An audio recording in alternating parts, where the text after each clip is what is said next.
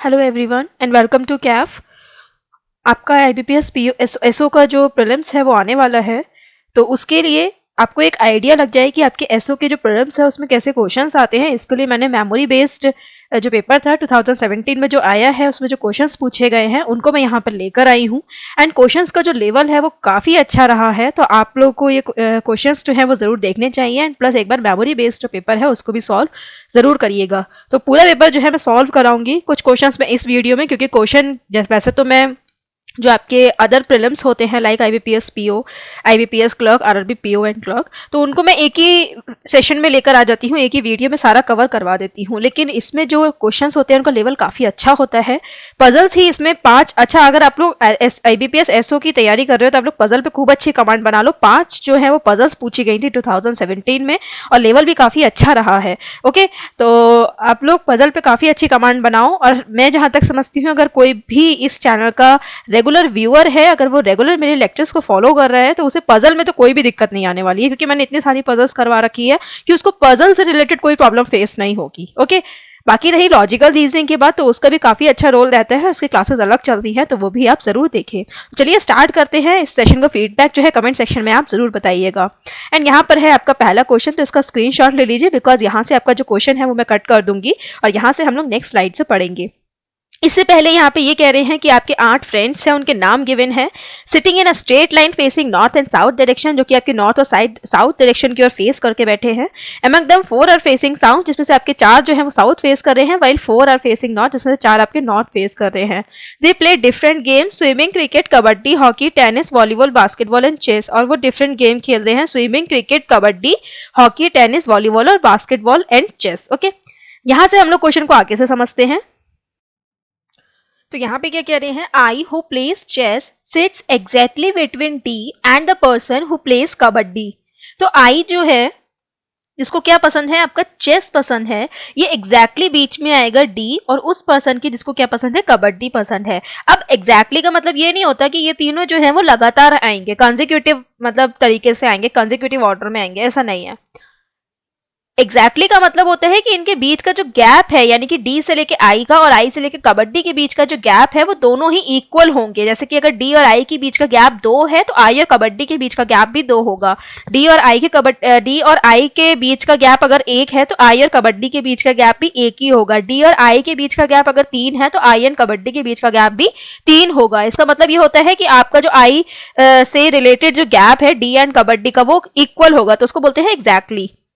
आगे देखते हैं, आगे कह रहे हैं the person who plays tennis faces north and is to the immediate right of the person who plays swimming. तो टेनिस जो है वो आपका नॉर्थ फेस कर रहा है और ये इमीडिएट राइट में आएगा उस पर्सन के जो कि जिसे स्विमिंग पसंद है। ओके, अब अभी हमें पता नहीं है कि स्विमिंग करने वाले पर्सन नॉर्थ फेस करेगा साउथ फेस करेगा, ये हम बाय डिफॉल्ट लेते हुए चल रहे हैं।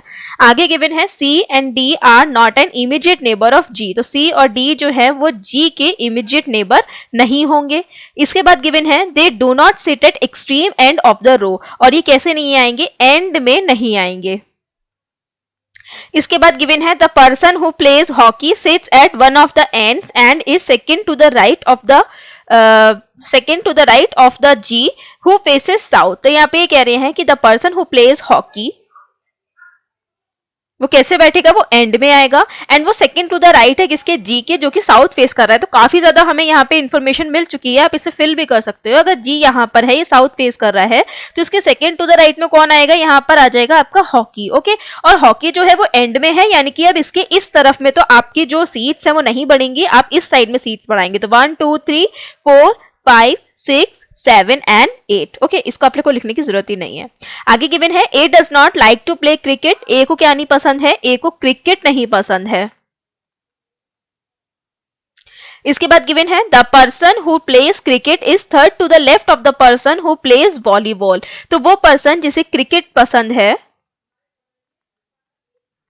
वो थर्ड टू द लेफ्ट है किसके, जो वॉलीबॉल खेलता है, राइट। अच्छा, एक चीज और बताना चाहूंगी, जैसे कि अब आप जो डैश बनाते हो, मैंने पजल्स की इतनी प्रैक्टिस कराई है, मैं ये बात सोच रही थी कि अब मैं इसमें थोड़ा सा चेंजेस करूं। चेंजेस ये हैं कि देखो, ये जो एक तरीका था डैश बनाने का या कुछ भी करने का, ये एक बेसिक तरीका था आपको सिखाने का। मैं आपके साथ इतनी पजल बना चुकी हूँ, मैं आपको सही बताऊं इस चैनल पे करीबन मैं 300-400 से ऊपर पजल्स जो है वो मैं सॉल्व कर चुकी हूँ अभी तक। ओके, मैं करीबन 1.5 से 2 साल होने वाले हैं मुझे यहाँ पढ़ाते हुए, 1.5 साल हो चुका है पढ़ाते हुए, और मैंने इसमें इतने पजल्स कराए हैं, आप समझ लीजिए कि मैं 300 से ऊपर पजल जो है वो मैं करवा चुकी हूँ। तो ये जो तरीका था, ये एक मैं बेसिक तरीका लेकर आई थी यहाँ पे पढ़ाने के लिए। अब आप इसे थोड़ा सा चेंज करो। थोड़ा सा चेंज का मतलब ये है, जैसे कि आपको पता है कि क्रिकेट जो है वॉलीबॉल के थर्ड टू द लेफ्ट में आ रहा है, राइट? तो आप क्या करो, यहाँ पे क्रिकेट लिखो, यहाँ पे 3 लिखो, और यहाँ पे क्या लिखो, वॉलीबॉल लिखो, और इसको आप लेफ्ट का साइन लगा दो। अब जो डैश बनाने वाला तरीके में आप जो थोड़ा से टाइम वेस्ट करते थे उसको बिल्कुल खत्म करो, और थर्ड टू द राइट है तो 3 लिखो, सेकंड टू द राइट है तो 2 लिखो,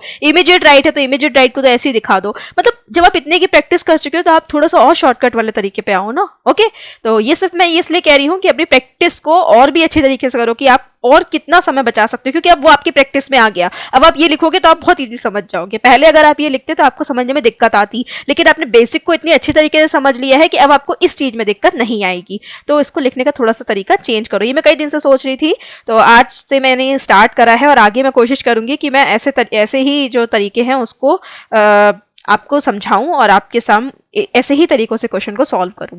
आगे गिवन है, C does not play cricket, C does not play kabaddi, C को कबड्डी नहीं पसंद है या कबड्डी नहीं खेलता है। आगे गिवन है, ई फेसेस साउथ, ई जो है वो कैसा फेस करता है, साउथ की ओर फेस करता है। Then H is second to the right of the person who plays basketball, H जो है वो सेकंड टू द राइट है उस पर्सन के जो कि बास्केटबॉल खेल रहा है। A is to the immediate right of the person who faces north, तो A जो है वो immediate right है उस पर्सन के जो कि नॉर्थ फेस कर रहा है। तो यहाँ पे कोई एक पर्सन है जो कि नॉर्थ फेस करेगा, उसके इमीडिएट राइट में कौन आएगा, यहाँ पे A आएगा। फिर आगे कह रहे हैं यहाँ पे, exactly one person sit between D and C, D और C के बीच में एग्जैक्टली एक पर्सन आएगा। C फेसेस साउथ, C जो है वो कैसा फेस करेगा, साउथ की ओर फेस करेगा। अब हम इसे सॉल्व करते हैं। ओके, देखो यहाँ पे कनेक्टेड पॉइंट ढूंढो जी और हॉकी से रिलेटेड। तो हॉकी से रिलेटेड तो यहाँ पे आपको कोई पॉइंट नहीं मिलेगा। जी से रिलेटेड आपको कुछ खास तो नहीं दिया गया, बट सिर्फ ये दिया गया है कि सी और डी जो है वो जी के पास नहीं आएंगे, लेकिन सी और डी जो जी के पास नहीं आएंगे उनके बारे में ये कहा गया है कि वो एंड में भी नहीं आएंगे। इसी के संग सी और डी में एक का गैप आएगा, सी जो है वो साउथ फेस करेगा, डी और कबड्डी के एग्जैक्टली बीच में आई आएगा जिसको चेस पसंद है। तो काफी इंफॉर्मेशन हमें यहाँ से मिल रही है कनेक्ट होती हुई, तो हम इसे पिक करते हैं। देखो सी और डी कहाँ नहीं आ सकते, एंड में नहीं आएंगे, यानी कि सी डी यहाँ नहीं आ सकते, यहाँ नहीं आ सकते। जी के नेबर नहीं है, यानी कि सी और डी यहाँ नहीं आ सकते, यहाँ नहीं आ सकते। अब बच्चा सी और डी यहाँ पर आ सकते हैं इन 3 जगह पे। तो इन 3 जगह पे कैसे आ सकते हैं, एक का गैप देकर आएंगे। तो एक का गैप करके या तो सी यहाँ पर होगा या फिर डी यहाँ पर होगा। ओके, इसके अलावा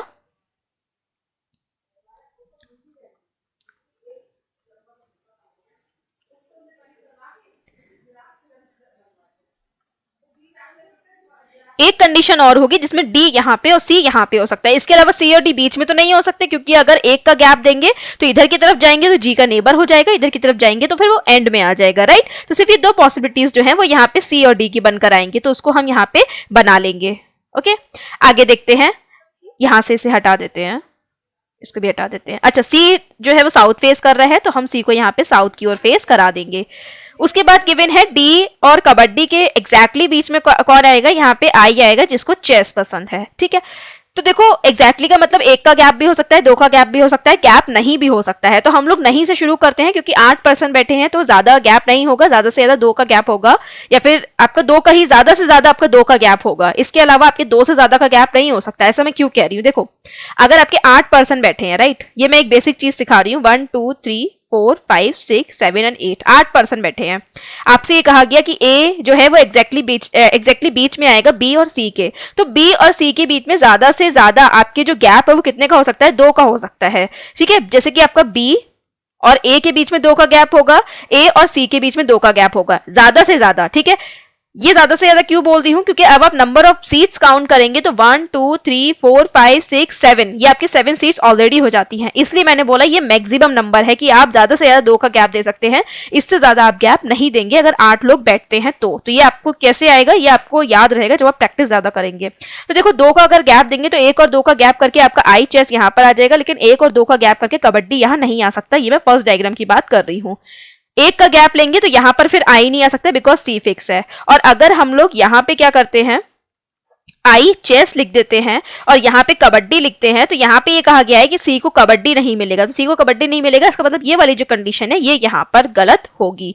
तो इसको हम क्या करेंगे, यहाँ से हटा देंगे और नीचे वाले डायग्राम में आएगा हमारा करेक्ट आंसर। ओके, तो यहाँ पर आप देखोगे अगर 2 का गैप लेते हो तो आप आई यहाँ लिख दोगे, बट कबड्डी कहाँ लेकर जाओगे, और अगर 1 का गैप लेते हो तो यहाँ पर आपका जी है और इस साइड में आपका आई है, जिससे आई सॉरी यहाँ पर आपका सी है, जिससे आपका आई नहीं आ सकता है। इसका मतलब आपका आई जो है, आई और चेस यहाँ पर आएगा, 1 का गैप करके यहाँ पर क्या आ जाएगा, कबड्डी आ जाएगा। ओके, तो डी और कबड्डी के एग्जैक्टली बीच में कौन आएगा, यहाँ पे चेस वाला पर्सन जो कि है आई। ओके, इसके अलावा देखते हैं और हम किसे फिक्स कर सकते हैं। तो यहाँ पे ये कह रहे हैं कि बास्केटबॉल के सेकंड टू द राइट में क्या है, आपका एच आएगा। तो इसको हम देख लेते हैं, एच आपका कहाँ आ सकता है। देखो एच अगर यहाँ आता है तो बास्केटबॉल यहाँ आनी चाहिए, 1 का गैप का, यहाँ पे 1 का गैप लेके चलेंगे ना, ठीक है, क्योंकि second to the left, second to the right में देना है आपको, क्योंकि तो अगर एच यहाँ पर आता है तो बास्केटबॉल यहाँ आनी चाहिए बट स्पेस नहीं है। एच यहाँ आता है तो बास्केटबॉल यहाँ आनी चाहिए बट स्पेस नहीं है। एच यहाँ पर आता है तो बास्केटबॉल यहाँ पर आ सकती है, स्पेस है, लेकिन एच यहाँ पर आता है तो बास्केटबॉल यहाँ भी आ सकती है क्योंकि स्पेस है। यहाँ पे हमें फेस नहीं पता है ना कि कौन सा पर्सन साउथ फेस कर रहा है, कौन सा नॉर्थ फेस कर रहा है, इसलिए हम लोग को यहाँ पे 2 पॉसिबिलिटी लेनी पड़ेगी। तो हम क्या करते हैं, एक बार में एच को यहाँ ले लेते हैं और बास्केटबॉल को यहाँ ले लेते हैं और ये मान लेते हैं कि ये नॉर्थ फेस कर रही है, कौन, बास्केटबॉल, तभी इसके सेकंड टू द राइट में एच यहाँ पे आएगा। इसको हम हटा देते हैं। इसके अलावा फिर यहाँ पे ये कह रहे हैं कि आपका जो स्विमिंग एंड टेनिस, ओके, अब हम इस वाले पॉइंट को क्यों ले रहे हैं, क्योंकि स्विमिंग और टेनिस जो है वो साथ साथ आएंगे। अब ये दोनों साथ साथ आएंगे तो आप देखोगे स्विमिंग एंड टेनिस को साथ साथ कैसे लोगे। स्विमिंग एंड टेनिस को साथ साथ आप यहाँ पे ले सकते हो, लेकिन यहाँ पे आप किसको टेनिस और किसको स्विमिंग दोगे। यहाँ पे ये कह रहे हैं कि टेनिस वाला पर्सन जो है वो नॉर्थ की ओर फेस करना चाहिए। तो टेनिस वाला पर्सन जब नॉर्थ की ओर फेस करेगा तो आप सी को तो टेनिस नहीं दे सकते।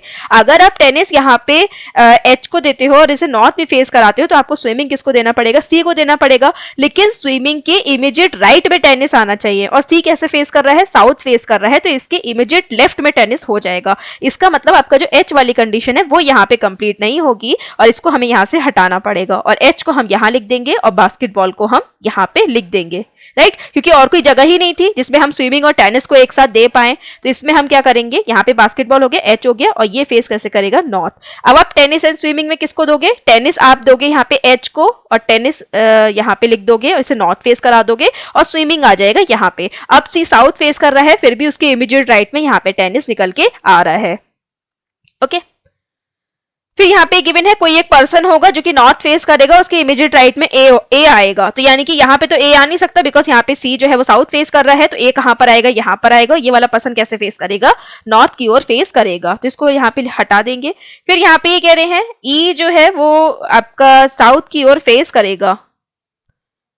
सॉरी, मैंने एक यहाँ पे मिस्टेक कर दी है और वो मिस्टेक ये है कि यहाँ पे ये कहा गया था कि बास्केटबॉल के सेकंड टू द राइट में एच आएगा, ओके, एंड यहाँ पर मैंने इसे नॉर्थ फेस करा दिया। एक्चुअली मैं जब यहाँ पे बास्केटबॉल दिख रही थी तब मैंने इसे नॉर्थ फेस कराया था, तो मुझे वही ध्यान रह गया था कि बास्केटबॉल वाला नॉर्थ फेस करेगा। तो I am sorry for this. यहाँ पे जो बास्केटबॉल वाला पर्सन है ये कैसे फेस करेगा, ये आपका साउथ की ओर फेस करेगा, तभी आपका जो एच है वो कैसे आएगा, सेकंड टू द राइट में निकल के आएगा। सॉरी, ऐसी छोटी छोटी गलतियां हो जाती है, एक्चुअली इतने पजल डिस्कस करने होते हैं, कभी कभी माइंड में ध्यान नहीं रहता, मैं माफी मांगना चाहूंगी इसके लिए। और यहाँ पर आ जाएगा आपका ई। इसके अलावा आपका जो लास्ट पर्सन है एफ आ जाएगा यहाँ पे, ओके, इसे हटा देंगे। देन सी कबड्डी, सी को कबड्डी नहीं पसंद है तो ठीक है। ए को क्रिकेट नहीं पसंद है तो ए को क्रिकेट नहीं पसंद है, और यहाँ पे एक पॉइंट और ही बचा है कि क्रिकेट एंड वॉलीबॉल, वॉलीबॉल के थर्ड टू द लेफ्ट में क्रिकेट आएगा, तो ए को क्रिकेट नहीं पसंद है यानी कि डी को हम क्रिकेट देंगे और वॉलीबॉल किसको देंगे, ए को देंगे। और वॉलीबॉल के थर्ड टू द लेफ्ट में आपका क्रिकेट आएगा यानी कि वॉलीबॉल कैसे फेस करेगा, साउथ फेस करेगा।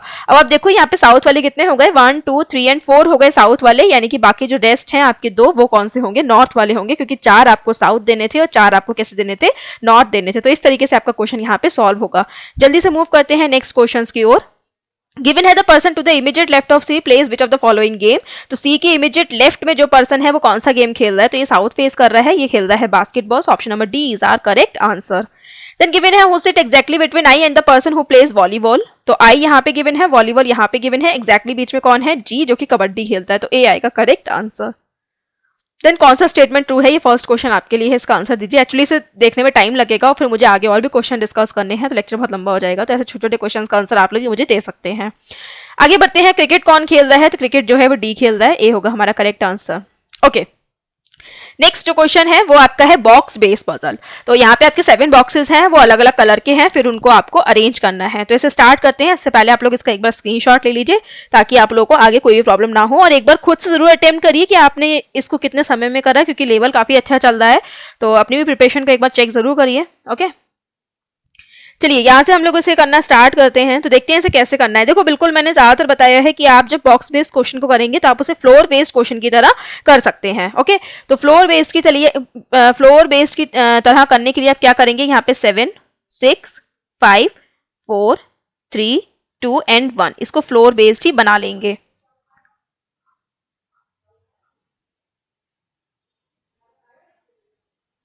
ओके, आगे गिवन है आपके A B C D are 7 different boxes of different colour, और उनके नेम गिवन है जो कि है black, silver, red, pink, yellow, white and green, but not necessarily in the same order. 7 boxes हैं, वो 7 डिफरेंट कलर के हैं, एंड वो एक अरेंज करे हुए हैं, एक ऑर्डर में लगे हुए हैं, उस ऑर्डर में हमें इसे अरेंज करना है। आगे गिवन है D is immediately above yellow colour box. तो डी जो है वो येलो के इमीडिएटली अबव आएगा। फिर गिवन है more than 3 boxes are between pink and silver box. तो पिंक और सिल्वर के बॉक्स में आपके कितने का गैप होगा, 3 प्लस का गैप होगा। तो 3 प्लस का गैप होगा तो 4 का होगा, ज्यादा से ज्यादा 5 का होगा। तो या तो 4 का गैप होगा या 5 का गैप होगा। तो 3 प्लस की जगह आप क्या कर सकते हो, 3 प्लस की जगह आप ये भी कर सकते हो कि या तो 4 का गैप होगा या 5 का गैप होगा। 5 से ज्यादा आपका गैप नहीं हो सकता, क्योंकि 5 का बीच में गैप होगा, एक पिंक हो गया, दूसरा सिल्वर हो गया, कितने हो गए टोटल 7 हो गए। तो 5 से ज्यादा का गैप नहीं होगा, ज्यादा से ज्यादा 5 का होगा। तो 5 या फिर 4। आगे कह रहे हैं there are 2 boxes between the box B and E. तो बी एंड ई के बीच में आपके 2 बॉक्स का गैप आएगा। There is only 1 box between box E and box G. तो बॉक्स ई और जी के बीच में 1 का गैप आएगा। देन गिवन है there are 3 boxes between G and box A which is of black colour. तो यहाँ पे जी एंड ए के बीच में 3 का गैप आएगा, एंड ए को क्या पसंद है, ब्लैक पसंद है, राइट। आगे कह रहे हैं there are only 2 boxes between box A and box C. तो यहाँ पे 2 बॉक्सेस आएंगे बॉक्स ए और बॉक्स सी में। सी जो है वो कौन से कलर का है, वो यहाँ पे व्हाइट कलर का है। ओके, आगे कह रहे हैं the silver colour box is immediately above box G. तो बॉक्स जी के इमीडिएटली अबव जो है वो सिल्वर कलर का बॉक्स आएगा।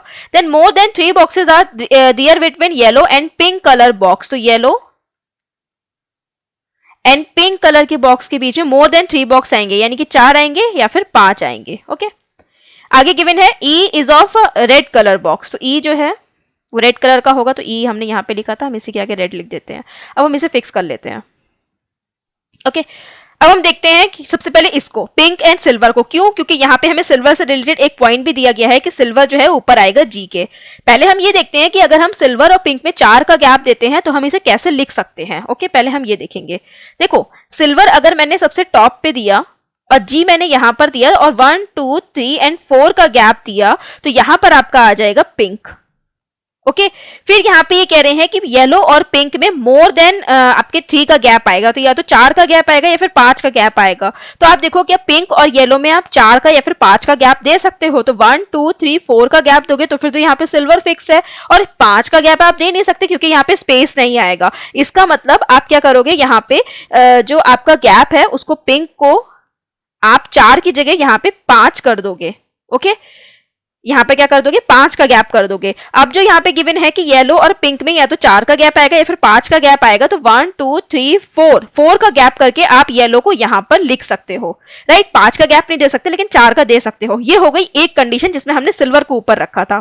अब हम पिंक को ऊपर रखेंगे। तो पिंक को अगर मैंने ऊपर रखा और यहाँ पर फिर कितने का गैप देंगे, हम लोग पहले 4 का गैप देके देखते हैं। तो 1, 2, 3, 4 का गैप दिया, तो फिर मैंने सिल्वर को यहाँ लिखा, और सॉरी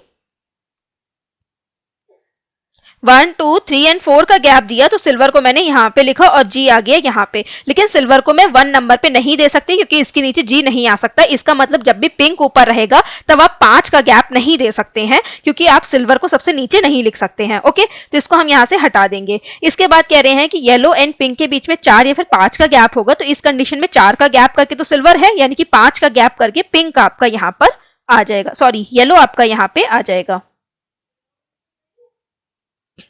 ओके, इसे हटा देंगे। फिर गिवन है जी और ई में 1 का गैप है, तो जी और ई में 1 का गैप होगा, तो ई यहाँ पर, और रेड ई को पसंद है वो हम लिख देंगे। जी और ई में 1 का गैप यानी कि ई यहाँ पे और रेड इसको पसंद है, ये हम यहाँ पे लिख देंगे।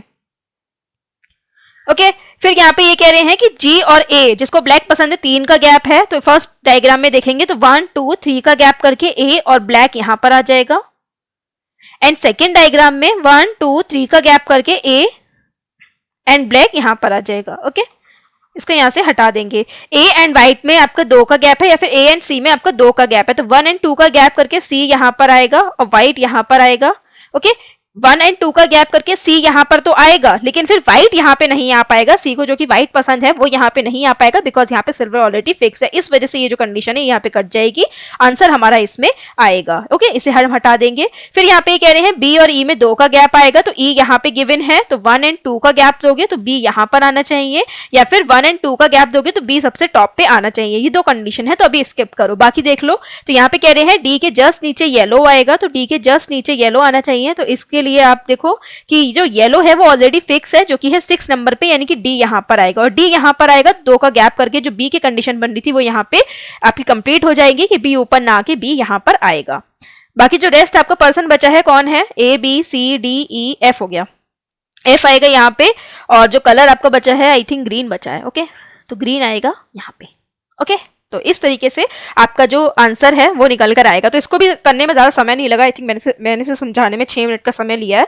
तो ये तो क्वेश्चन इजी था, आप 3 मिनट में कर सकते हैं, लेकिन थोड़ा सा पेपर का प्रेशर भी रहता है, लेकिन आप उस प्रेशर को बिल्कुल ना लें, क्योंकि आपने प्रैक्टिस इतनी कर रखी है कि आप बिल्कुल ये सोचें कि मैं कोई एसटी सॉल्व कर रहा हूँ या फिर मैं कोई मॉक टेस्ट दे रही हूँ, और इजिली आप उस क्वेश्चन को अटेम्प्ट करें। मतलब आप कोई प्रेशर मत रखो माइंड में, क्योंकि प्रेशर रहते हैं तो 10 सवाल रहते हैं कि क्वेश्चन होगा या नहीं होगा, ये क्वेश्चन बहुत लेंदी है, तो क्वेश्चन को छोड़कर बाकी की जो चीजें माइंड में रहती है ना, उससे क्वेश्चन गलत होता है। तो आप उस चीज को बिल्कुल छोड़ दो, आपको अटेम्प्ट करना है, आपको करना है, और क्वेश्चन को करो, आपसे क्वेश्चन इजिली हो जाएगा। ओके गिवन है how many boxes are there between green colour box and silver colour box. तो आपका जो ग्रीन कलर का बॉक्स है, जो सिल्वर कलर का बॉक्स है, उनके बीच में कितने बॉक्स हैं, तो 3 बॉक्स है। Option number E C is our correct answer. फिर नेक्स्ट क्वेश्चन गिवन है box A is of which colour, box A किस कलर का है, तो बॉक्स ए है यहाँ पे ब्लैक कलर का, तो ऑप्शन नंबर डी होगा हमारा यहाँ पे करेक्ट आंसर। देन गिवन है which box is place immediately above red colour box, कौन सा बॉक्स जो है वो रेड कलर बॉक्स के जस्ट अबव है, तो रेड कलर का बॉक्स यहाँ पे इसके जस्ट अबव क्या है, सी, तो ऑप्शन नंबर सी होगा हमारा यहाँ पे correct answer. Then how many boxes are there between box D and box B, तो box D and box B के बीच में कितने गैप हैं, तो 1 2 3 4 एंड 5 बॉक्सेस का गैप है डी एंड बी के बीच में। तो आई थिंक ऑप्शन में नहीं है, ये नन नहीं है, ये नन ऑफ दीज होगा। ओके इसको ठीक कर लीजिएगा, ऑप्शन नंबर ए होगा इसका करेक्ट आंसर। ओके अब हम देखते हैं वेन डायग्राम के कुछ क्वेश्चंस को, सॉरी स्लॉग्स के कुछ क्वेश्चंस को, जिनको हम लोग वेन डायग्राम की तरह बना के सॉल्व करेंगे। पहला स्टेटमेंट ये है some pages are paper, some pages are papers, no page is a book, कोई भी पेज जो है वो बुक नहीं है। All book are pencils.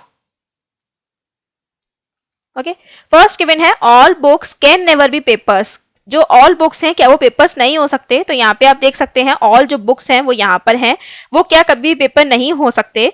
तो यहाँ पे आप देख सकते हो जो गिवन है, जो आपका नेगेटिव आपका रोल दिखाया गया है वो पेजेस के संग दिखाया गया है, वो आपका पेपर्स के संग नहीं दिखाया गया है, राइट। पेपर्स के संग आपका पॉजिटिव रोल है, मतलब आज जो बुक्स हैं वो यहाँ पे पेपर्स हो सकती हैं। ओके तो आपका जो फर्स्ट है वो यहाँ पे फॉलो नहीं होगा। देन आपका गिवन है all pencils are paper is a possibility, कि जो ऑल पेंसिल्स हैं वो आपकी पेपर हो सकती है, ऐसी पॉसिबिलिटी है क्या, तो यस ऑल जो पेंसिल्स हैं वो भी आपकी पेपर्स हो सकती हैं, क्योंकि आपका जो पेंसिल के अंदर जो बुक वाला पार्ट है उसका नेगेटिव जो रिलेशन है वो आपका पेजेस के संग है, ना कि पेपर के संग। तो जो ऑल पेंसिल्स है वो यहाँ पे पेपर्स हो सकती हैं, तो ऑप्शन नंबर बी होगा यहाँ पे correct answer. Only conclusion 2 follows. आगे गिवन है all paper are books, so all paper are books, all pencils are pen, okay all pencils are pen, no paper is pencil, so no paper is pencil, no stationery is book, so no stationery is book। okay फिर conclusion given है some paper are stationery is a possibility, कि कुछ paper जो है वो stationery हो ऐसी possibility है। तो देखो पेपर जो है बुक के अंदर आ रहा है, बुक्स के लिए मना कर दिया, कोई बुक जो है वो स्टेशनरी नहीं होगी, इसका मतलब आपके जो कुछ पेपर्स हैं वो स्टेशनरी नहीं हो सकते, ऐसी पॉसिबिलिटी में भी नहीं हो सकता है। तो आपका पहला कंक्लूजन तो यहाँ पे फॉलो नहीं होगा। सेकेंड गिवन है some pens are books as well as papers, कुछ जो पेन्स हैं वो बुक और पेपर्स भी हैं। तो आप देखोगे कुछ जो पेन्स हैं वो यहाँ पे ना तो बुक है और ना ही पेपर है। ओके, जो कुछ पेन है वो ना तो यहाँ पे बुक है ना ही पेपर है, यानी कि आपका सेकंड भी फॉलो नहीं होगा। तो आंसर क्या होगा? Both conclusion, sorry, neither conclusion first nor conclusion second follows। आगे गिवन है some roads are not good, some roads are not good, some railways are good, okay, all airways are good। तो Airways इसके अंदर आएगा। Okay, ये समझ लीजिए Airways है। फिर गिवन है सम रोड्स आर बैड, आगे गिवन है सम बैड आर गुड। तो क्या कुछ बैड जो है वो यहाँ पे गुड है? तो हम इसके बारे में कुछ भी नहीं कह सकते हैं, कुछ बैड जो है वो गुड है या फिर नहीं। आगे ये कह रहे हैं नो बैड इज गुड, कोई भी जो बैड है वो गुड नहीं है, तो इसके बारे में भी हम नहीं कह सकते हैं। लेकिन ये आपकी जो पॉसिबिलिटी है वो हो सकती है कि या तो आपके कुछ जो बैड है वो गुड होंगे या फिर कोई बैड जो है वो गुड नहीं होंगे। तो इसमें केस क्या लगेगा आपका? इधर और का। तो ऑप्शन नंबर सी होगा हमारे यहाँ पे करेक्ट आंसर। आगे कह रहे हैं नो चेयर इज टेबल, फिर all chair is bench, some chair is box. Okay,